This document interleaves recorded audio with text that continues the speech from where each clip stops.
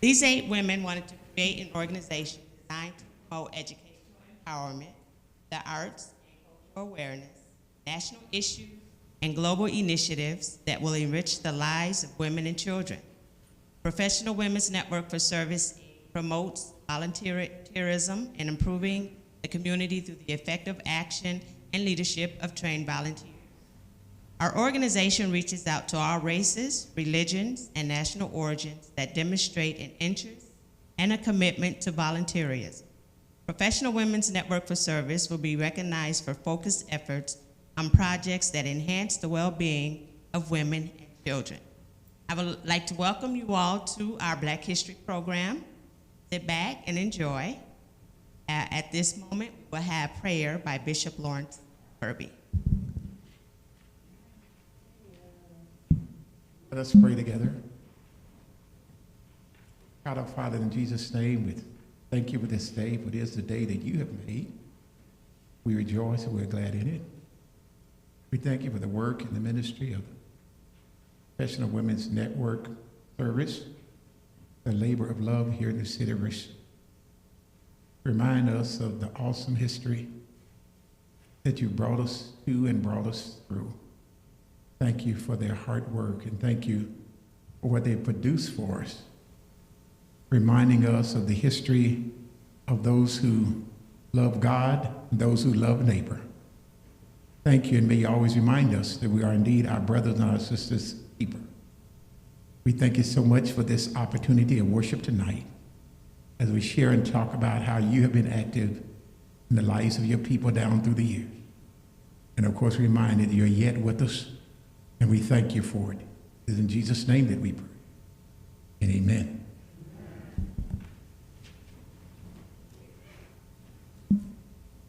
At this time, we'll have a musical interlude by Mrs. Pearline Taylor.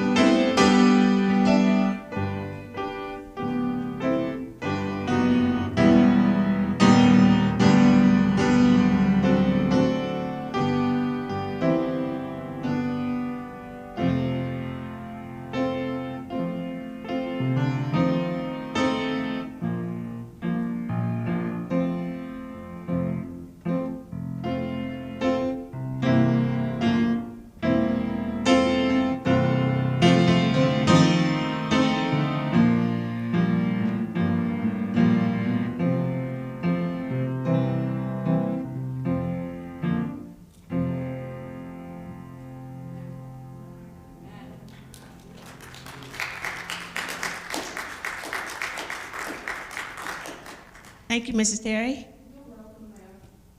Next, we'll have the introduction of our guest speaker by Minister Quashana Foster, and the next voice you'll hear after that will be our guest speaker.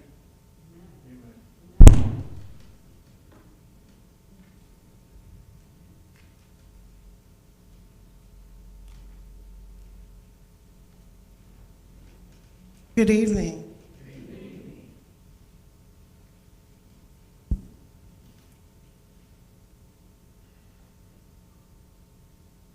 Milton F. Dockery is a native of Laurinburg, North Carolina.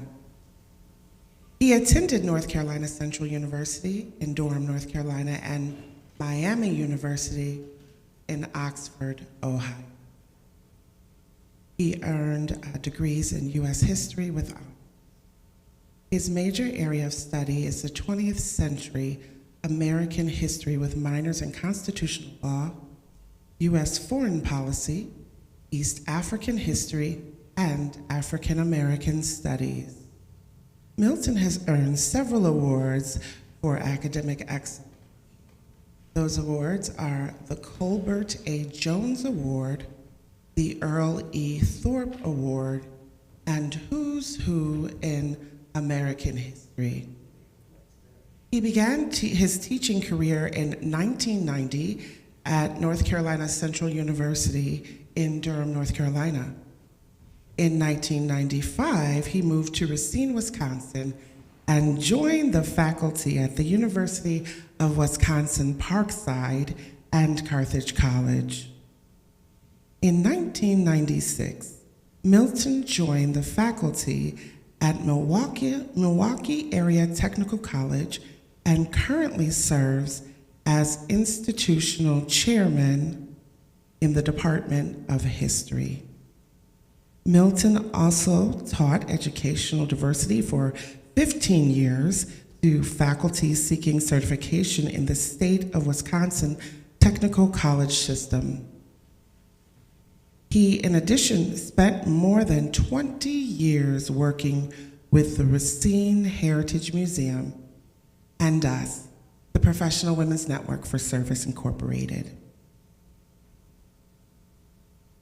He documented Racine's role in the Underground Railroad with the Racine Heritage Museum. Milton also played a major role in the creation of the Underground Railroad display at the Racine Heritage Museum. In 2006, Milton was invited to Oxford University in Oxford, England, and there he presented a study entitled, Are All Men Created Equal? Diversity in Colonial American Society. He is the former co-host of Black Nouveau Milwaukee Public Television, the longest running program on Milwaukee PBS. He is a member of Omega Psi Phi Fraternity Incorporated and Sigma Pi Phi Fraternity. Milton also serves as the secretary of the board of directors for Educators Credit Union. And he is married to his college sweetheart, Georgianne Stinson Dock. Let us welcome our guest speaker tonight, Milton F. Dockery.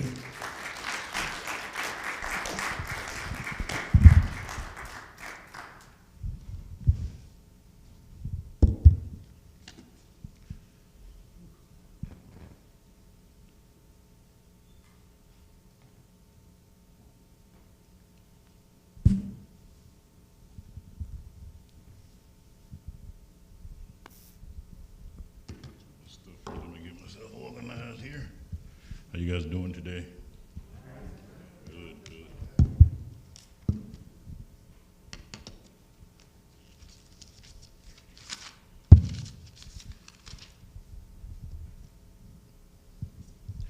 First, I want to give an honor to God and who has allowed me to be here tonight.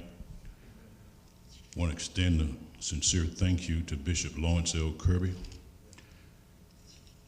the minister of this great house, who has always opened the doors of this great church on various occasions.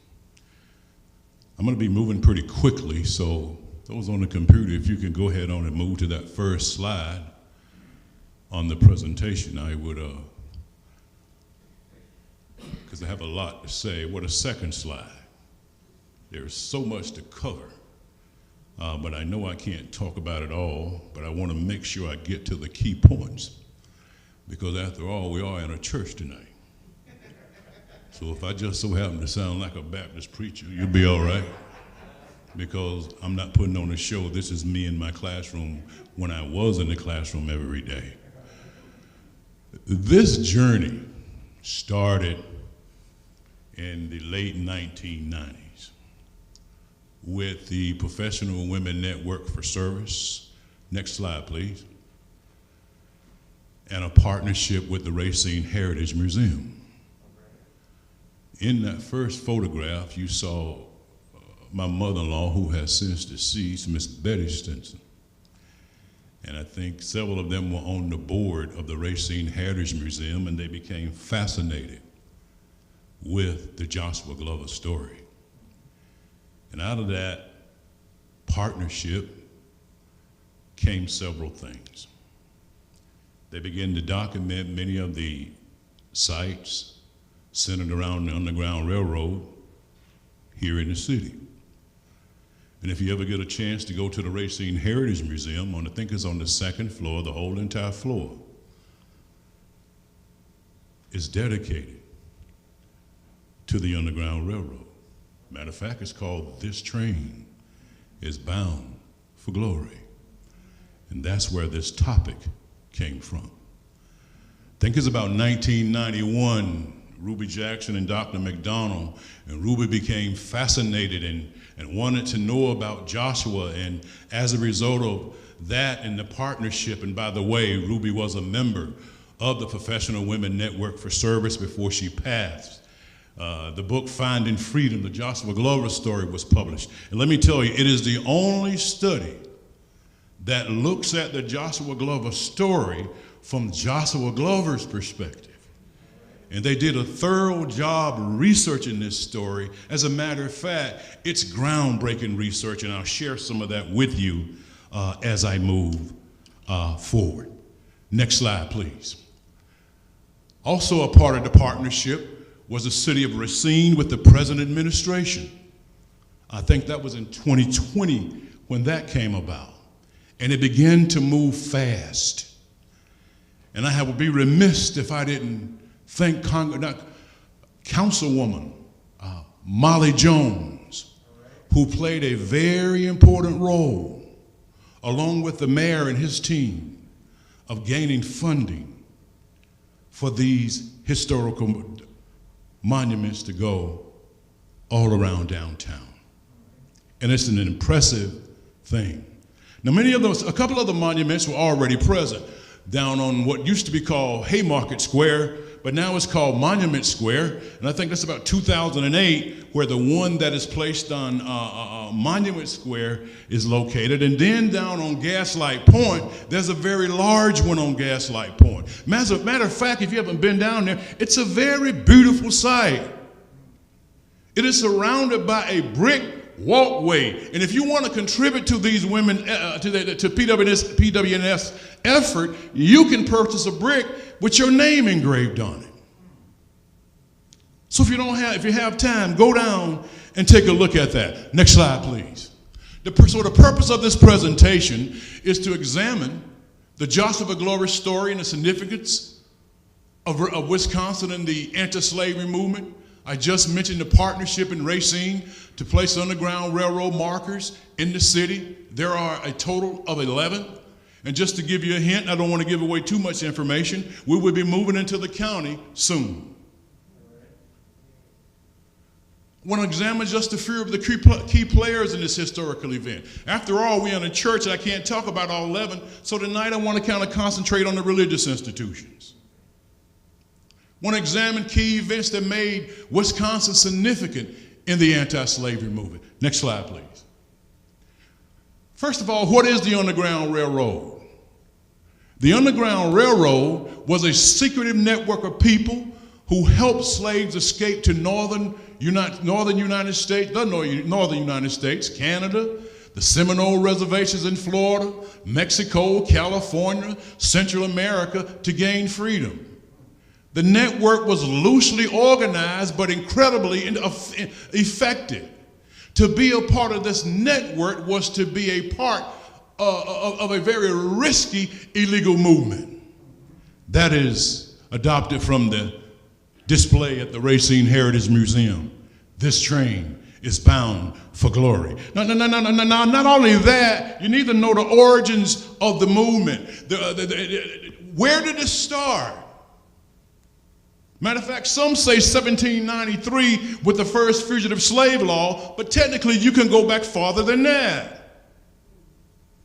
Slavery was legalized in Virginia 1661, and after 1662, slavery began to spread in this country. And there was always people who were willing to help. All right. If you look at this map, especially here in Texas, another area that is presently being explored by scholars is the Underground Railroad into Mexico, down into Haiti. And these are various paths. Here's Wisconsin here. How did they come about? Resources.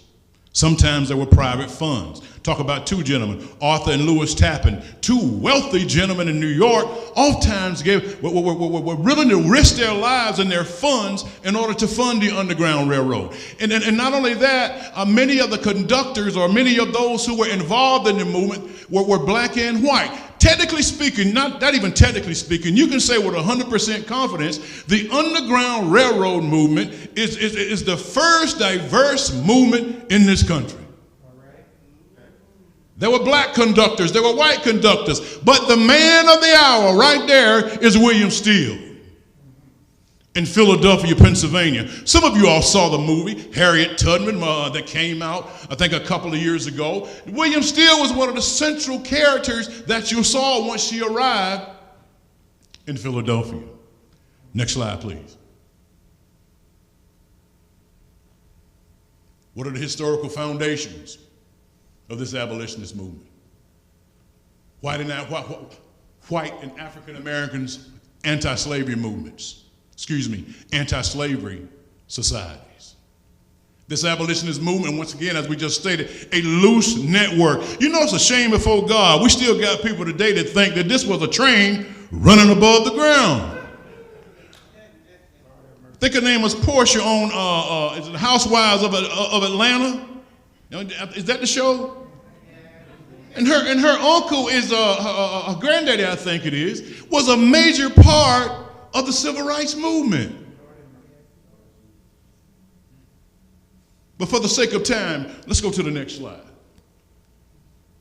Because I really want to get into the nuts and the bolts of the story. What is the argument of those who are in the anti-slavery movement? And there are several of them. They believe that slave owners at first would free slaves based on moral persuasion. They would morally do the right thing. Then they moved to something called gradual emancipation. In essence, we'll set them free gradually. And then the movement shift to immediate emancipation.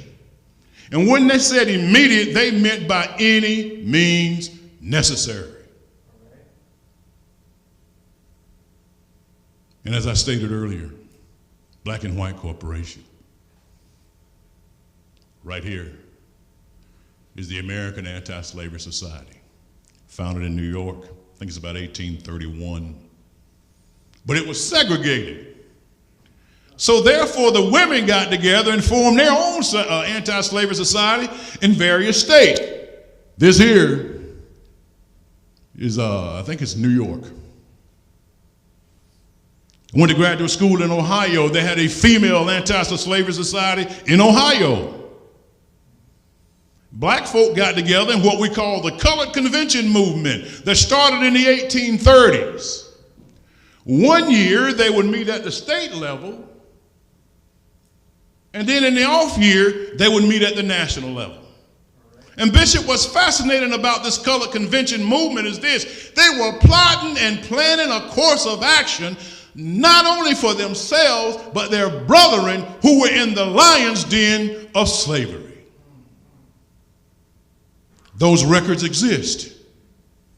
1827, the first African-American newspaper is published called Freedom's Journal. And you can get those in archives and read some of those articles. You would be surprised at some of the things they're talking about.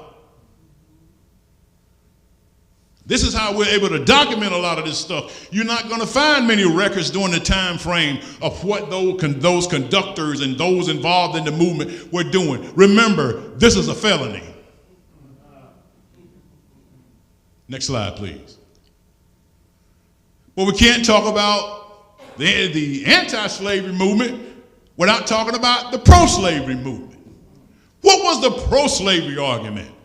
First and foremost, slavery was a benevolent society that took care of their slaves like a father-mother relationship. You know the biblical text, honor thy mother and thy father, and thy days will be what? Long upon the land. They moved from the benevolent society to other things. And the main one was the positive good theory. In essence, slavery was a positive good for black folk. Why? Because they were uncivilized, they were heathens, and most importantly, they weren't Christians. And so therefore, slavery raised them up out of their wretchedness. And this was preached from the pulpit of churches. You know the story. Ham and mocked his brother, and it was what? Cursed black. They had slave Bibles where they took out certain chapters of the Bible and left in there exactly what they wanted. But you can't stop people from calling on the Lord, regardless. Deacon kids, you know they say no prayer in school. Every time I give a test, I hear, Lord have mercy.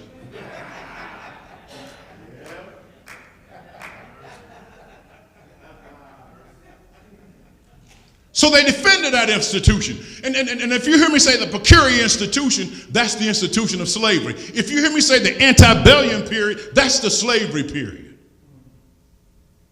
And let me tell you, they defended it with laws, and they could be downright violent. Let me pick up my pace here, because like I said, I got a lot to say, and I can't say it all, but I want to get to this story, but there's some things I just gotta tell you. Next slide, please. So what is all of this centered around? What are these laws that allow slave owners to recover their property? Understand this. If you look at the U.S. Constitution, you're not going to see the word slavery. It's centered around what? Property. Now, one of the things I like to teach is this. In order for you to understand the slave owner seeking his property, get your mind out of the 21st century and go back to that time. We historians call it the zeitgeist, the spirit of the times.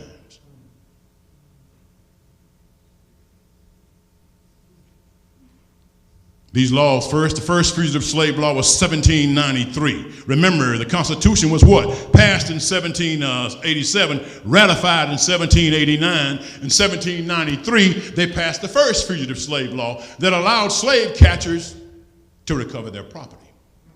Now, what I'm trying to get at here is, if you listen to me carefully, what you see is the coming of the American Civil War. Why? Because the country is avoiding dealing with the issue of slavery, what? Head on. And we keep putting a Band-Aid on it. And you know, you can't keep a Band-Aid on a bishop. You know, when we're growing up in the country, and especially during the summer, we were running around with no shoes on. You get cut, you put a Band-Aid on it, but oftentimes it needs to get air to heal.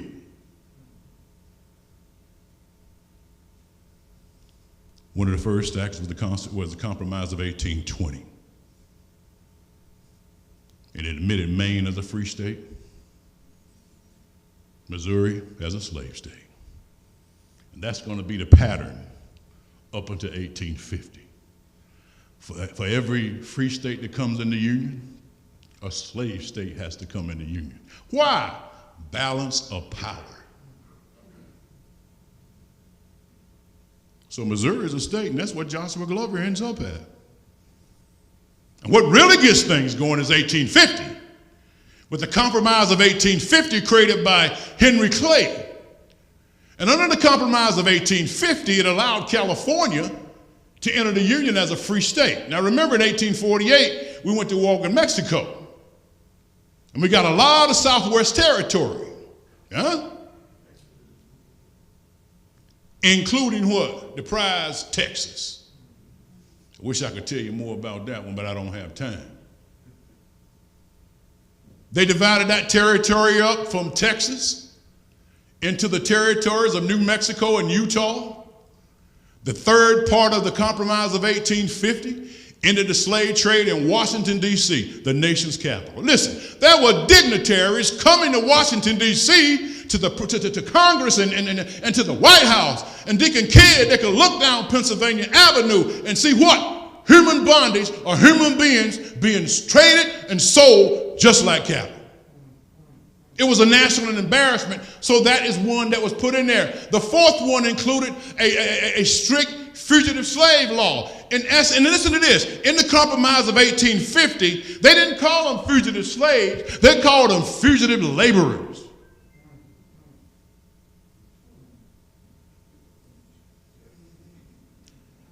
The fifth portion required citizens to assist in capturing fugitive slaves. And there's one more that I don't have up there.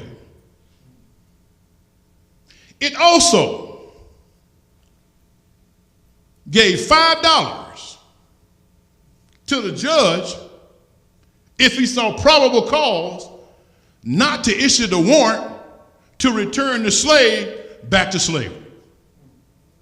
It offered him $10 if he signed the warrant to send the slave back to slavery. So there's an economic incentive with this. Sometimes they could double their salaries in a short amount of time. Thank you, Deacon, for moving me along, sir. Before I jump into Joshua's story, there's some things that I need, a foundation I need to lay. In February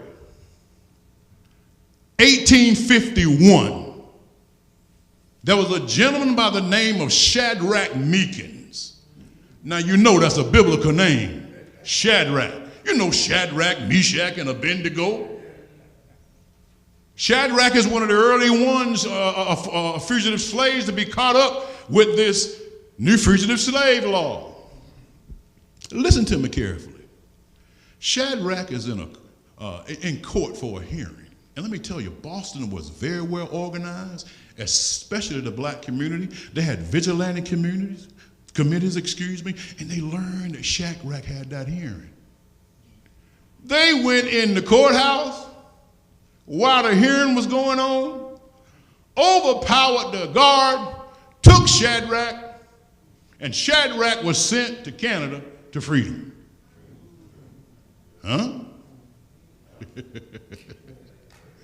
A little later, and I think it's up around Syracuse, New York, this gentleman by the name of Jerry Nelson was captured. The folks in New York broke him out of jail on his way to Canada to freedom. See where I'm going? Next slide.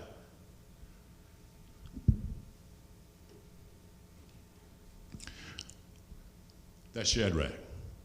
That is a real picture of Shadrach. Handsome brother. He clean too. Next slide. I love it when you're interactive with me.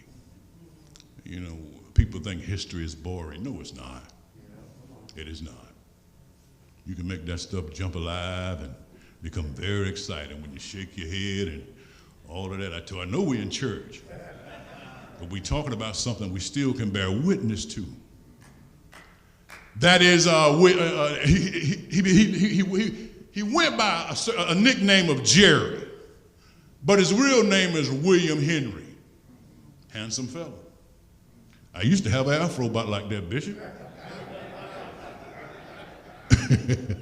He too sent to Canada. Next slide. Let me pick up the pace a little bit.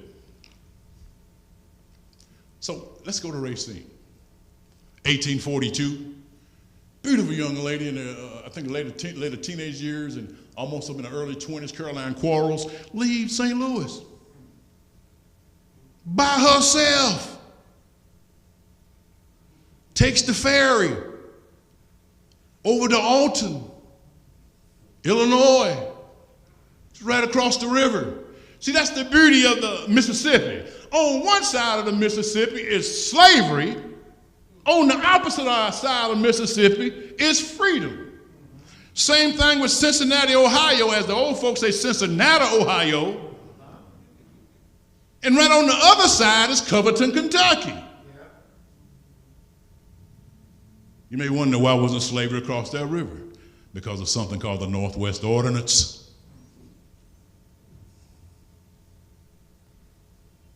She arrives in Racine, 1852. Dr. Dreyer over in Burlington played a significant role. I want to share something with you here to show you how powerful Ruby Jackson and Dr. McDonald's research is.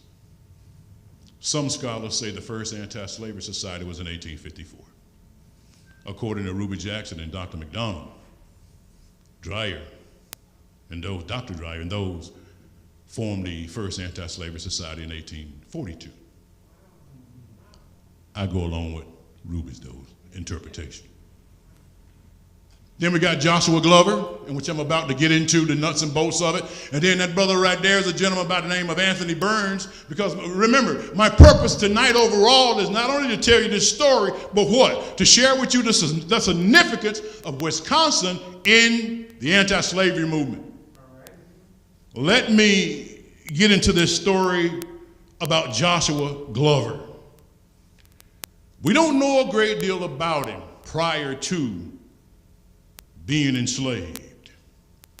But in order to talk about Joshua, I must talk about his owner,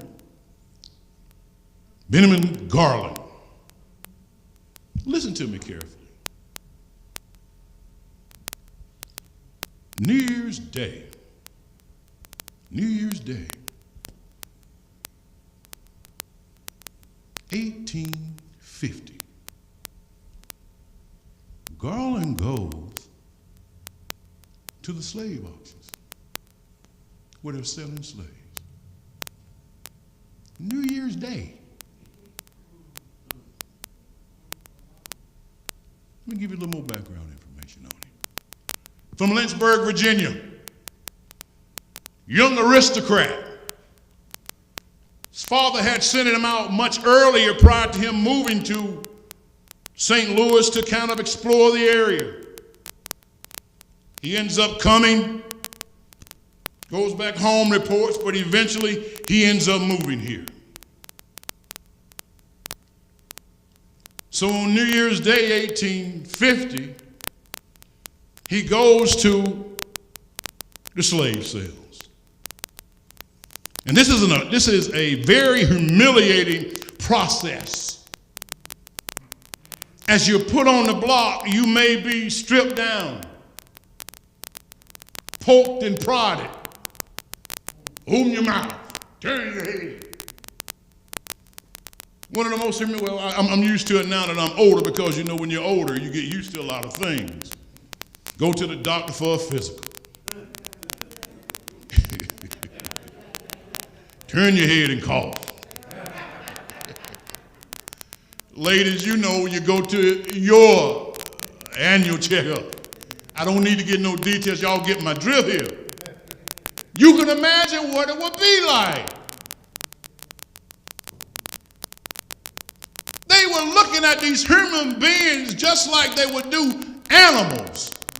As a matter of fact, Bishop, a lot of the estate inventories or plantation inventories had slaves and animals and the tools all listed together. Why? Property.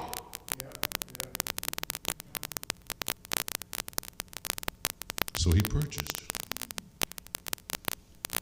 Joshua.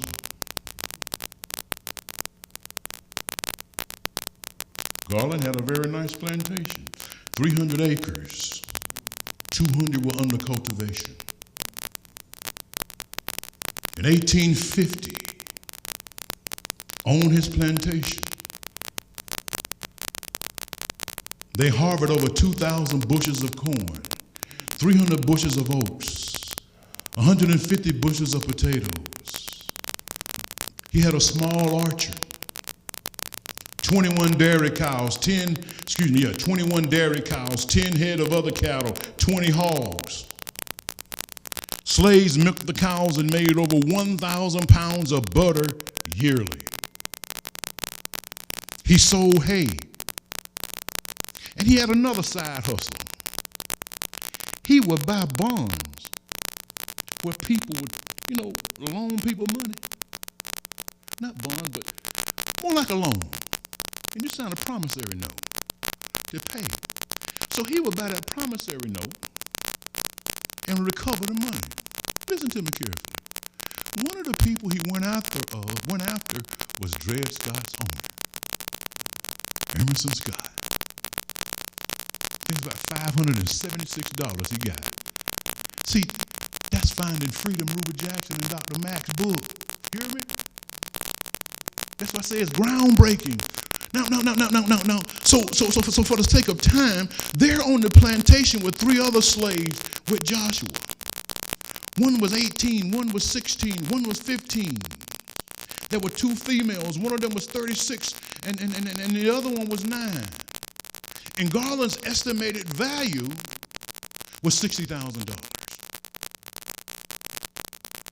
His farm was a few miles downstream from Alton, Illinois. And one of the reasons why it was so important for him to have Joshua, according to Dr. Mack and Ruby Jackson, he used him more or less in an overseer capacity or a supervisory capacity. And by the way, Joshua is anywhere from 35 to 40. Well, Alton is important because remember, right across the river. Here's a great story for you. A gentleman by the name of Elijah P. Lovejoy, an abolitionist. And not only an abolitionist, he published a newspaper. Some of those crowds, those pro-slavery crowd folks, they murdered this man. Not only did they murder Elijah P. Lovejoy, they threw his printing press in the Mississippi River.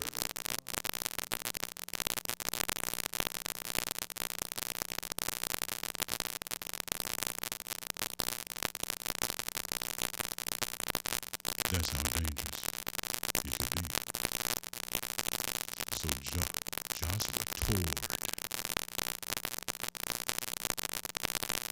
in slavery for roughly 2 years. And in May 1852, he struck a blow for freedom.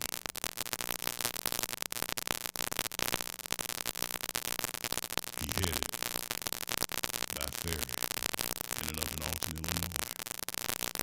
He made his way into Illinois, on up around towards Wisconsin.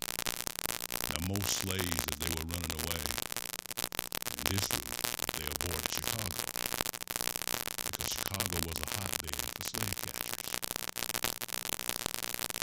According to Dr. Jackson Dr. McDonald and Ruby Jackson, he may have taken the route around the Des Plaines River.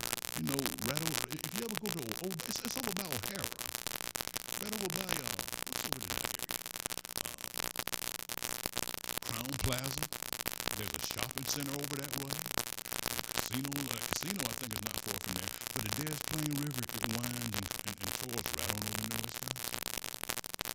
After about 40 days and over 400 and something miles, traveling mainly at night, he arrives in Racine. Look, Joshua knew what he was doing.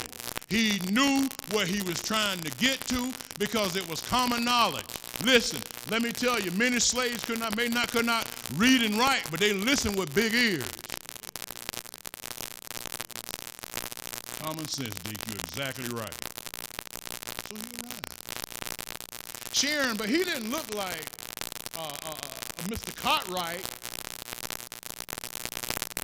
the African-American brother of mixed race who was the blacksmith in town. He didn't look like many of the other African-American merchants in town. Why? Because Councilwoman Jones, they would be dressed nicely.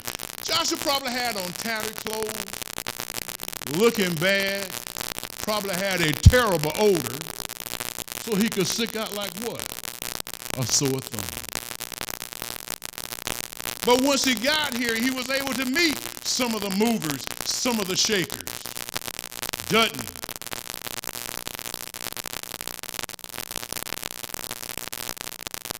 Utley, and many others, just to name a few.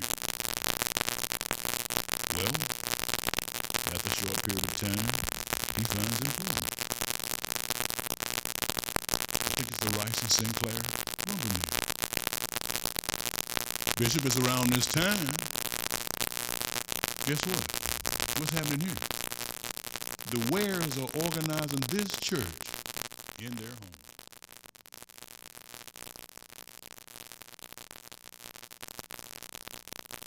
According to Jackson and Mack, it is believed he perhaps worshiped with the early members of this church before it was organized in 1857. Look, according to the census of 1850, there were 60 black people in Racine, and that includes those of mixed race. Listen to me carefully.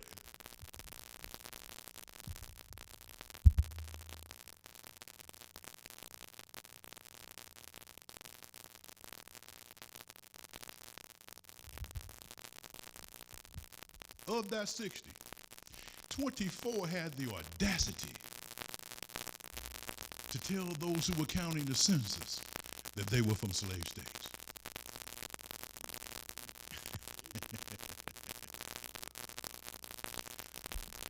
As a matter of fact, they talk about in Finding Freedom, I think it's around 1852, they're raising funds, maybe 1852 up to between 1852 and 1854, those that would eventually become the Colored Union Church were raising funds, and they found out that slave catchers were in Racine, and a lot of the members left.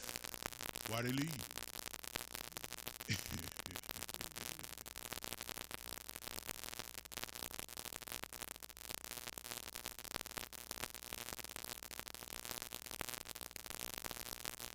Let me move forward to try to close this out. So he's here. So around March 8th, and by the way, he lived over by the Root River. Okay. On March 8th, 1854, this black woman that lived kind of in the same area, she noticed two men trying to enter Joshua's cabin. Joshua wasn't home. She already knew what was up. She left town that night.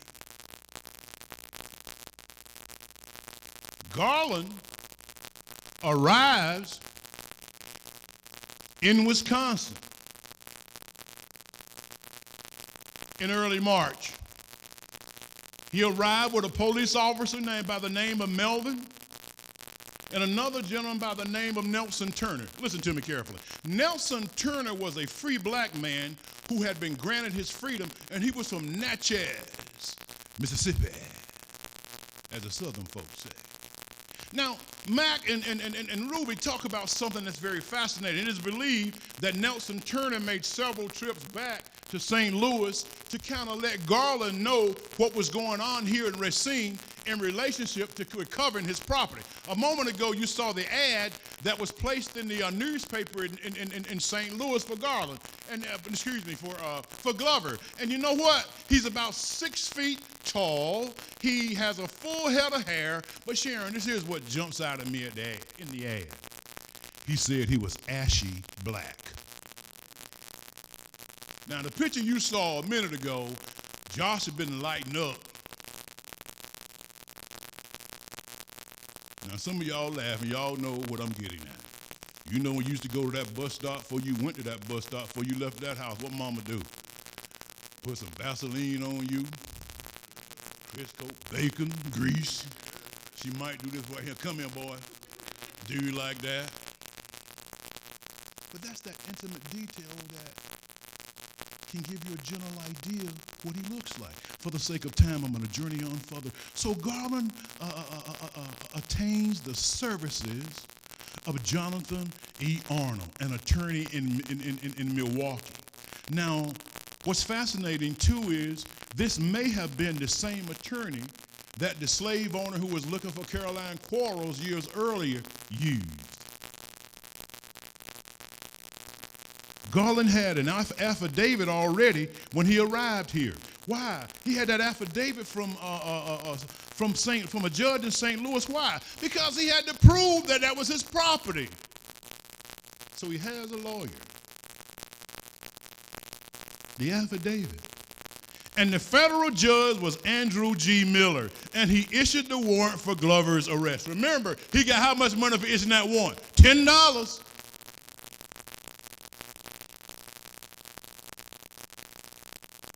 Well, he had what he needed, and he proceeded to Racine with Officer Melvin, U.S. Marshal Charles Cotton, and once in Racine, he added others to his posse. See, the reason why he needed a quote-unquote posse, they knew what was up.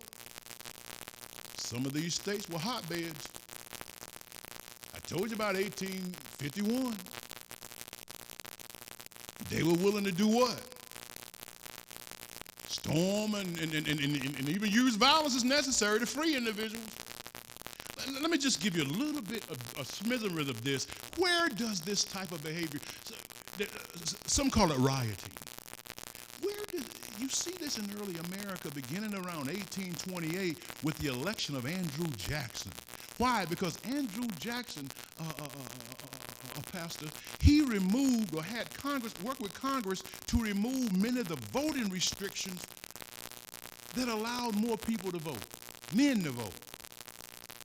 He removed property requirements. So therefore, the presidency of Andrew Jackson is oftentimes called the era of the common man. And during that era, some of these folks in some of these towns will get violent.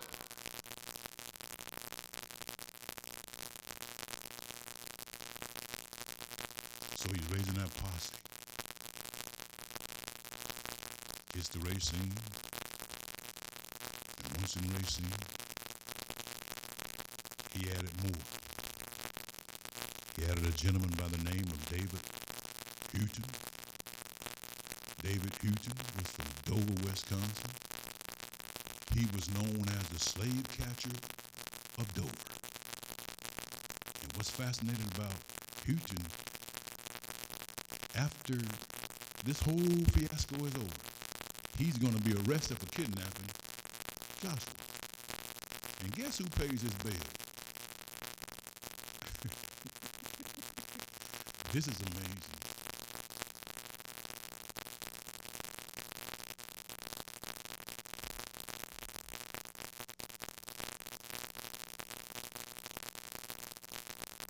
As they begin to move further.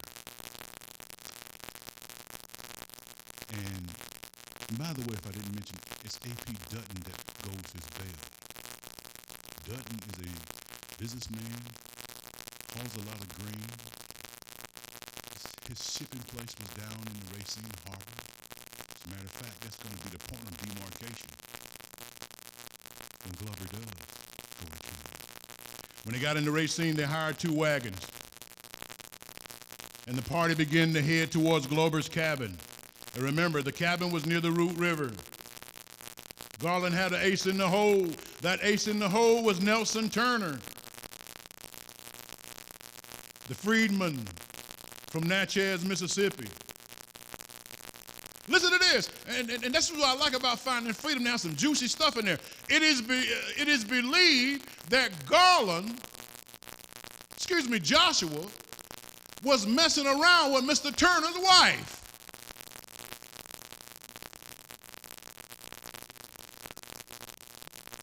is in the book.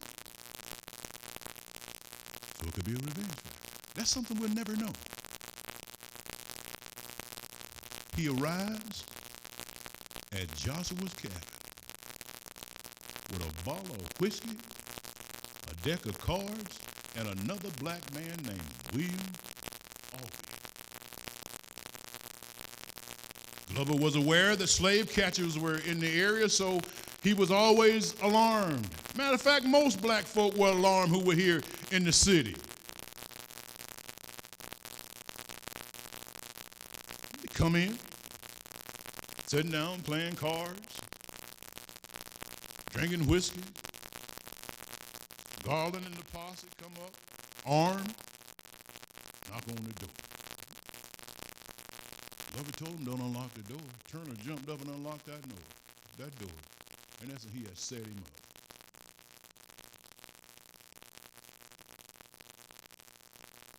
Take Garland, and he's cladly dressed.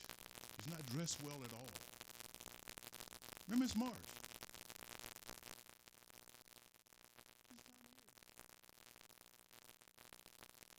Put him in a wagon.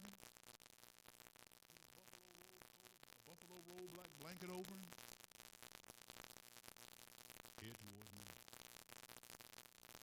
But the strange thing is they didn't quite know their way. Just as they got outside of Racine, they let Nelson Turner out of the wagon. We don't know what happened to Nelson Turner. According to the book Finding Freedom, he was hung. Or perhaps recaptured and sold into slavery.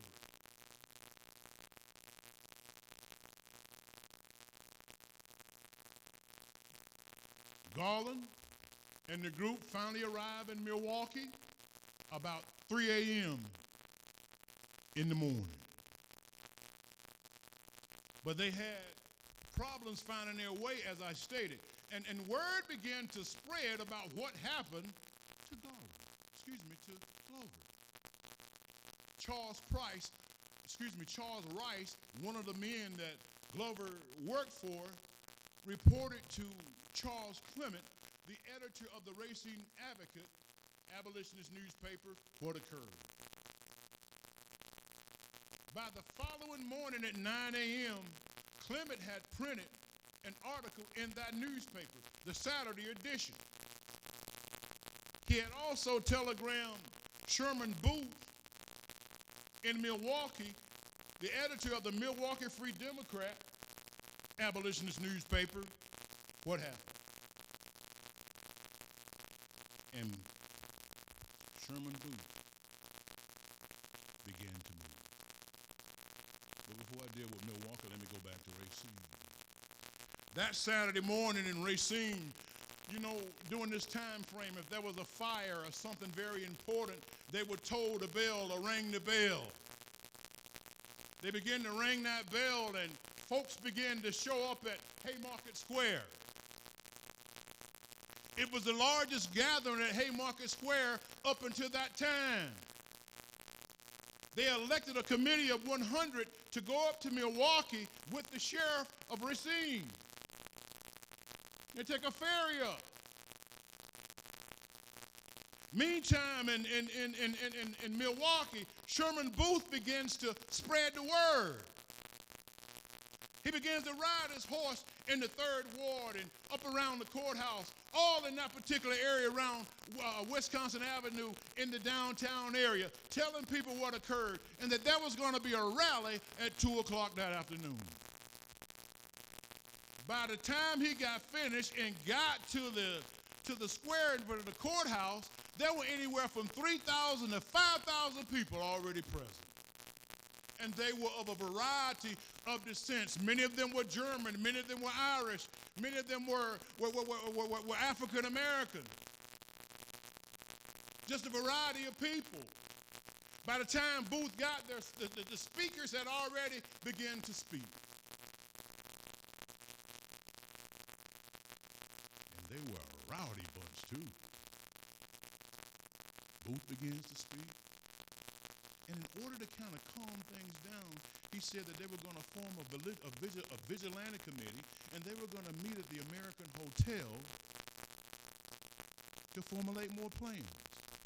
And before they could even get to the hotel, the crowd broke into the jail and rescued Mr. Glover. Backtrack a little bit. There's a couple of slides that looks like a map with some numbers on it. If you'll backtrack a little bit. Right there.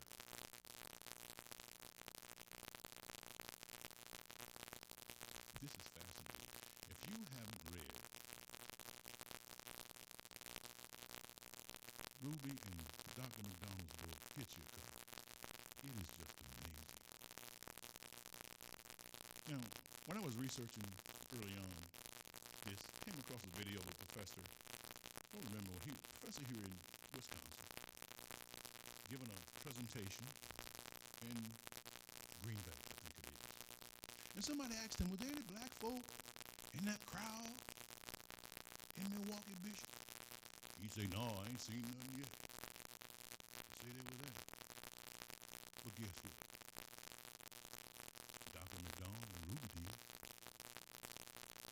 Not only were they present, found out in finding freedom, they had an abolitionist community, a black abolitionist committee. Not only were they there, they talk about this in the book. As they put Joshua in the wagon and taking him to a certain point where they could get him out of Milwaukee, and some eyewitness accounts say, yeah, there were plenty of darkies in that wagon. See, let me tell y'all something. Many of these abolitionists believed in freedom, but they did not believe in equality. Yes, sir. Didn't believe in equality. If you read some of the papers of Sherman Booth, and you can access them online, it's a common thing for him to use the term coon or darky. William Lloyd Garrison, who founded the Liberator in 1831, fell out with Frederick Douglass when Frederick Douglass changed his approach and started going towards immediate emancipation.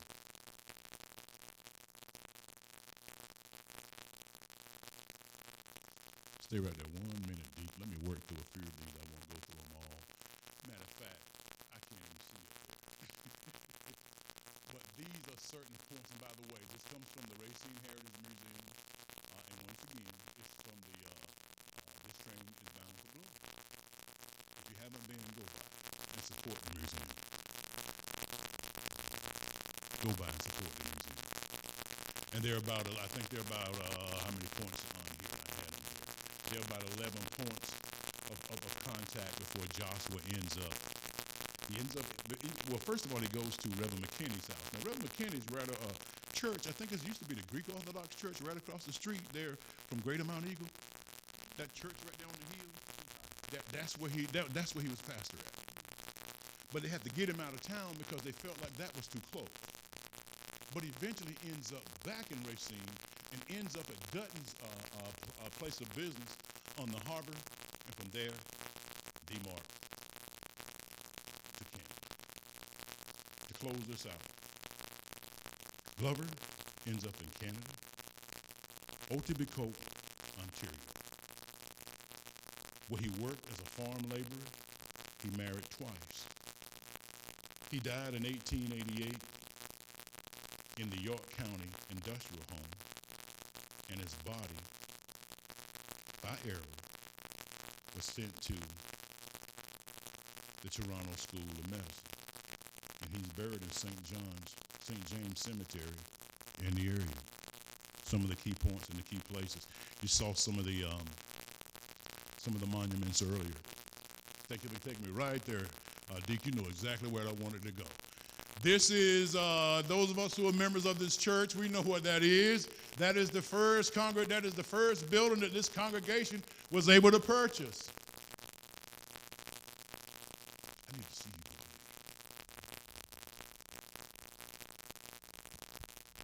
you. And as I said earlier, it is believed he worshiped with them. Now remember, we're organized. It officially organized March 1857, but you know they were meeting in the home prior to this.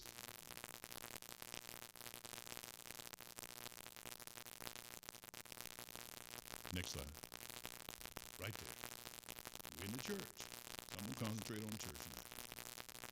There are 11 other sites, but since we're in the church, I'm going to talk about the church. First Presbyterian Church. Hotbed.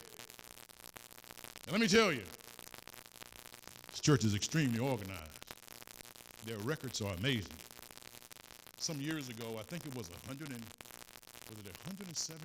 I was the keynote speaker for their last event.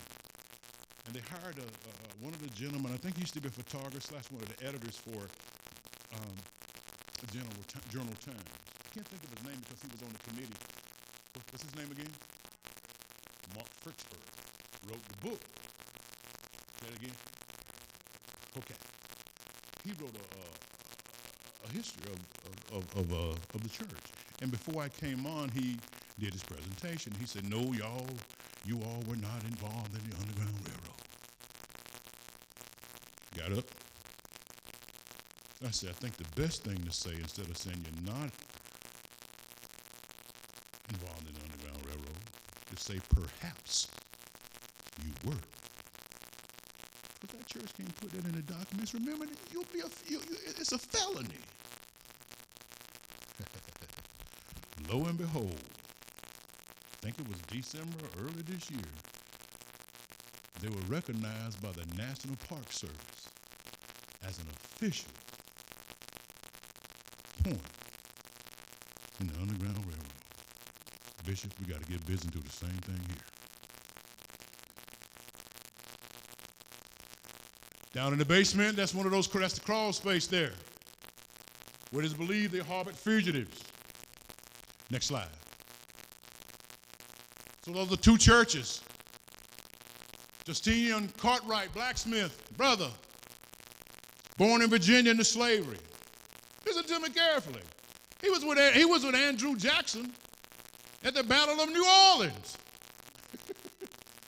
as one of them drum boys or flag boy. This brother knew hard times deep. Was in an interracial marriage. You'll see his sign when I'll show you some of the photographs. But the sad thing about it, he was murdered. It is believed by pro-slavery here in the city. A lot of these individuals, Utley and Dutton and Cartwright, they were buried right over there at Mound Cemetery. I know some people are scared of the cemetery, but I'm going to tell you, cemeteries are interesting. There's some fascinating tours, and I ain't trying to go at night. And I ain't trying to stay too long. But they're fascinating. They're fascinating places.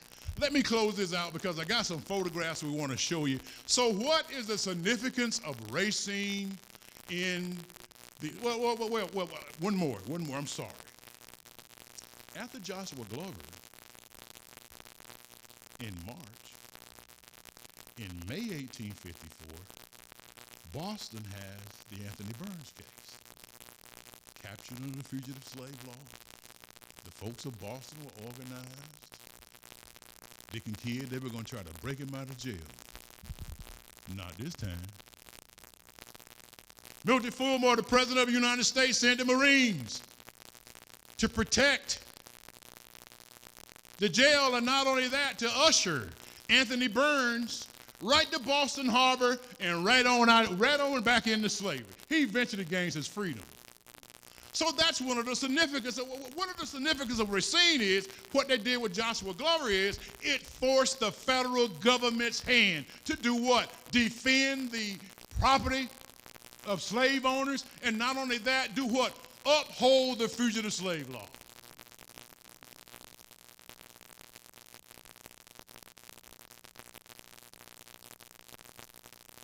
The Wisconsin Supreme Court declared the fugitive slave law unconstitutional. Let me talk a little bit about that. Just making sure I covered all the key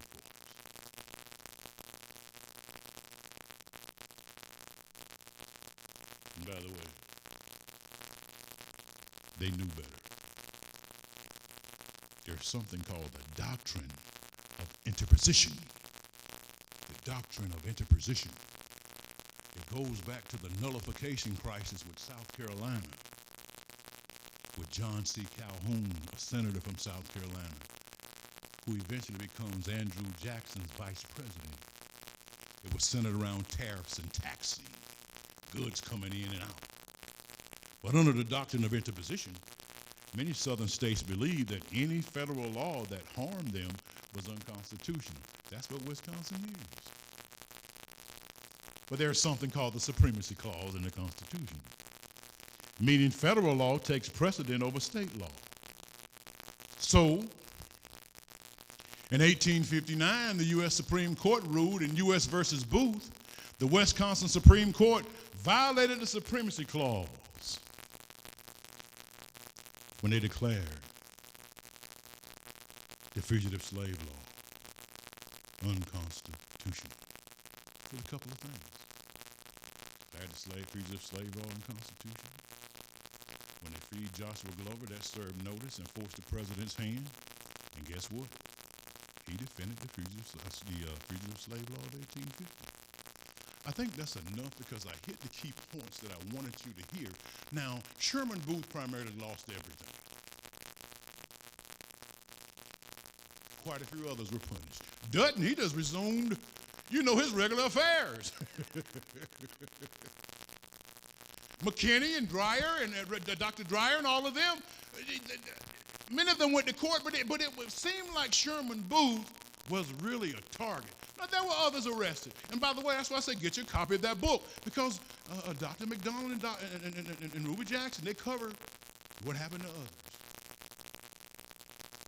Deke, if you'll switch over to the photographs, I don't think the music is going to play, but if you'll just stroll through a series of the photographs, and what you will see are photographs from a period of time over this 20-something odd year period with the partnership between the Racine Heritage Museum and the Professional Women Network for Service. If you'll just let me point a little bit, you see some of these women here. Everybody remember the mother of the civil rights movement. That's the mother-in-law, Betty Stinson. I think that's Pauline Mitchell right there. I think that's Ruby Jackson. No, that's Steve Lard there. Next slide, next one, please.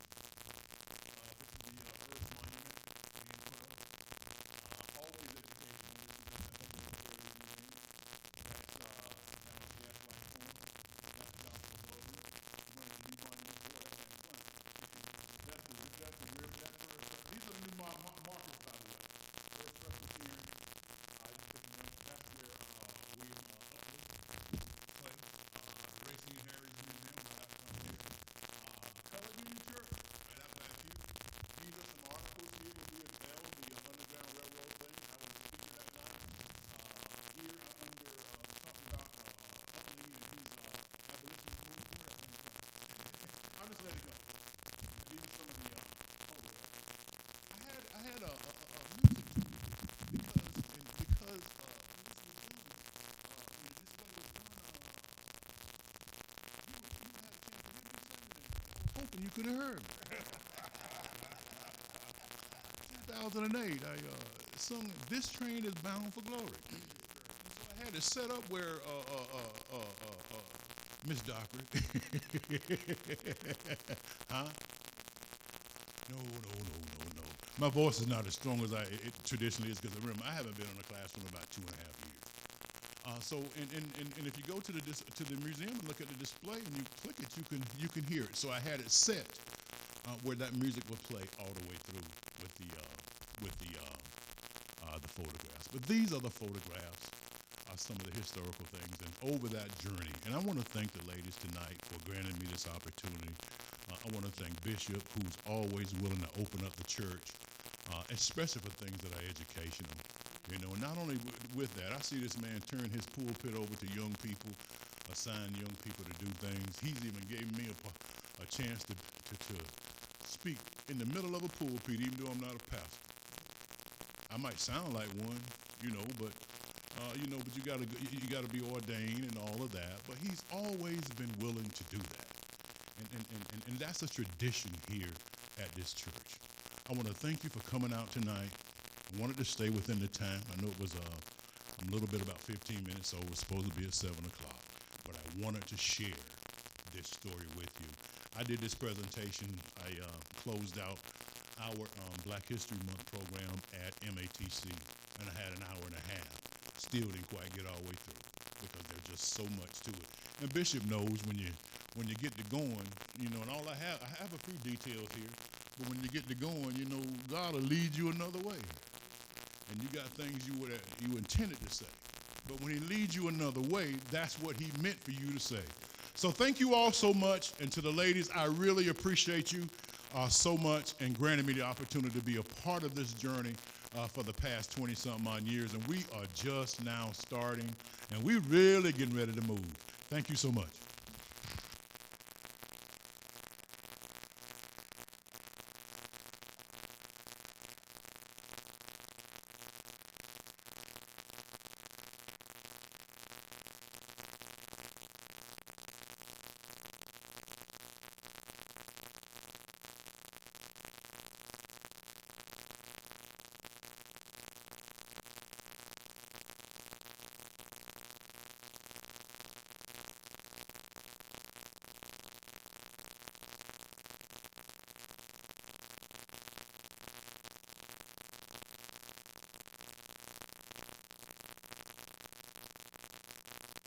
All I can say is wow. Thank you. Thank you very much. Can you all hear me? Learned so much. Thank you. You're always a dynamic speaker. And as each year goes by and each year you speak, it is more. Thank you very much, President. At this time, we are going to have Miss Sophia Miller present Negro Mother.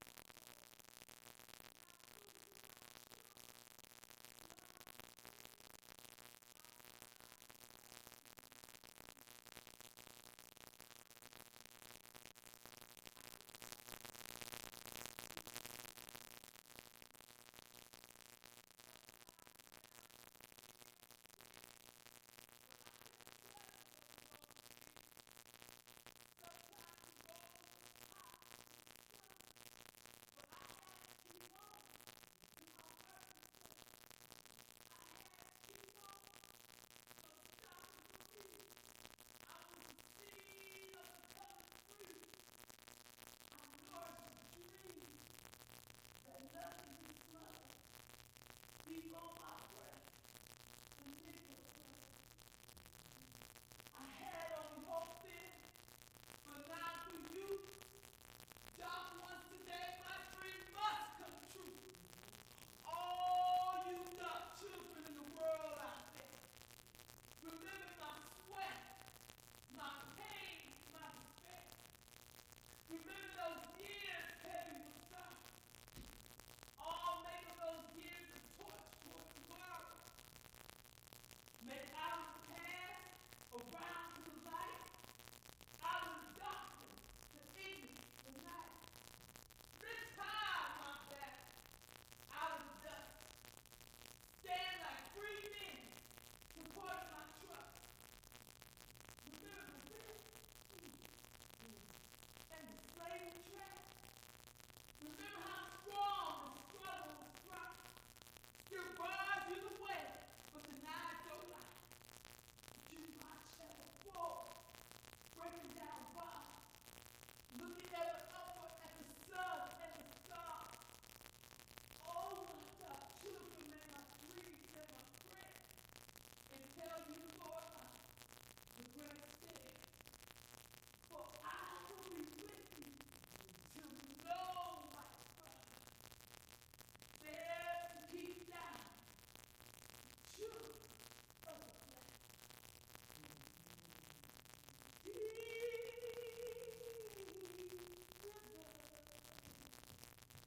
My soul is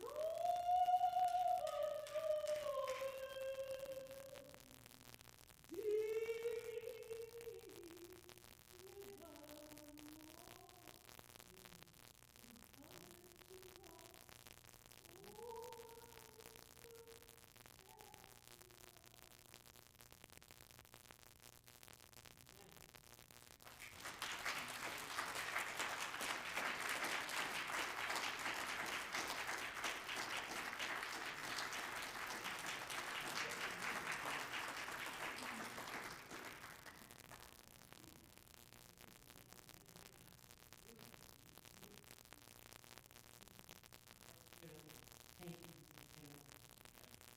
Next, we'll have remarks by Timothy Taggart, received from the Racine Heritage Museum, Board of Affairs, followed by Alderman Molly Jones, City of Racine, District 2. Mr. Chris Paulson. Thank you. Go ahead, Chris Paulson.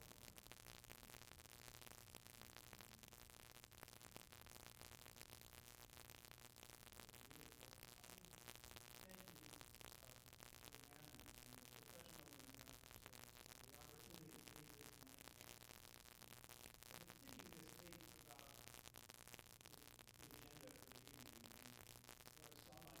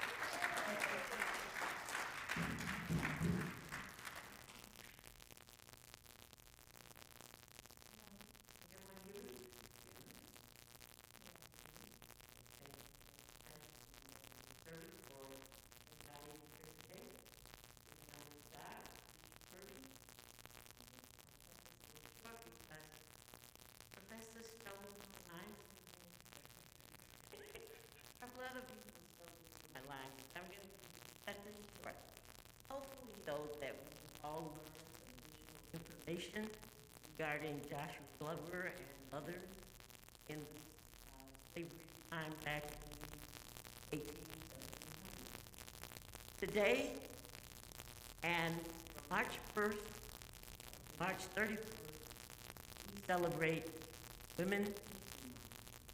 Since 1995, presidents have issued a series of annual proclamations designating the month of March as Women's History Month. These proclamations celebrate the contributions women have made to the United States and recognize specific achievements women have made in America. This evening, I would like to give praise to a group of women in the area are making our community. They are none other than Professional Women Network. They are actively involved in many areas, as Signature Project, Baby Hits USA, Literature Inspires Success, Sisters in Education, Birthday Project USA, South Wisconsin, Community Health Coalition, Absent Kids Reading Center, and their annual Inspiring Women Leadership Award banquet. And of course, Racine, Wisconsin Underground Railroad Carriage Trail Project. And I would like to ask Ms. Joy Simpson Doctrine to come forward.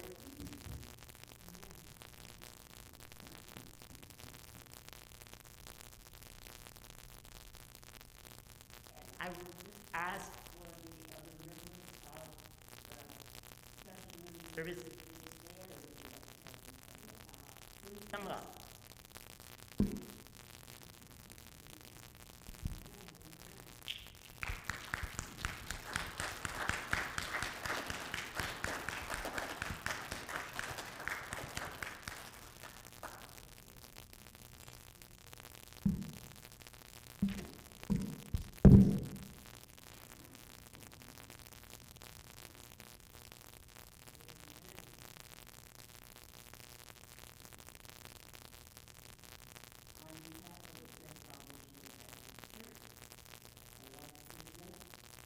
Professional Women's Network Service, Inc., in recognition for your exceptional insight in conducting research on the Underground Railroad. Your unwavering commitment will forever leave a footprint of Racine abolitionist. Given this date, March 11, 2022, St. Paul Baptist Church in Wisconsin, March. Thank you.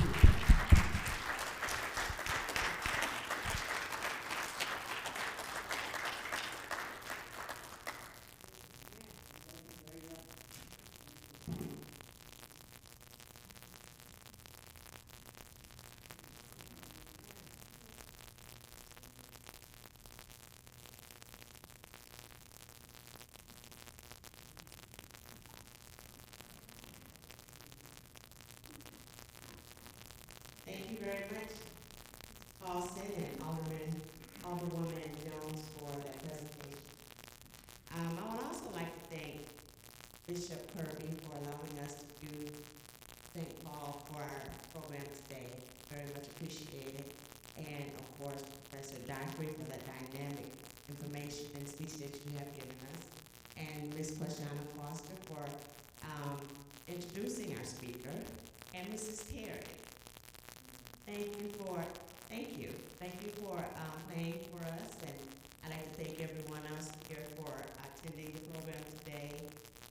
My sisters in PWNS, thank you for your support, and I just want you all to have a good evening and end of our program. Okay.